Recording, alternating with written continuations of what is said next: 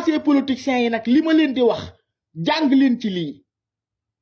jàng leen ci lii bu baax a baax jàng leen ci lii ndaw ñi def yéen ñi ngeen xam ne tamit ëllëg bëgg ngeen a ñëw nekk ay politiciens bëgg a ñëw dugg ci langue politique gi lii Ousmane Sonko indi ci réewum Sénégal jàng leen ci seen yëfu xamadi yi ngeen nekke woon ci réew mi yëfu réew de yi ngeen nekke woon ci réew mi affaire ñàkk xam-xam yi ngeen nekke woon ci réew mi day dakk mu neex leen day dakk mu nakari leen day dakk te nee naa fii patriote yi bis bu yàlla defee ngeen xam seen bopp xam seen wàccuwaay mel ni ngeen war a mel plateau télé yi Cheikh Omar Anne du ngeen ko gisate wal fajiri mu fay toog di wax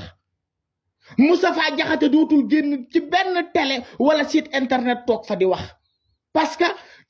lan la ñuy wax ñoom buñ toogee xaste la ñuy def saagante la ñuy def te pourtant loolu man mi maa leen ko dàq fop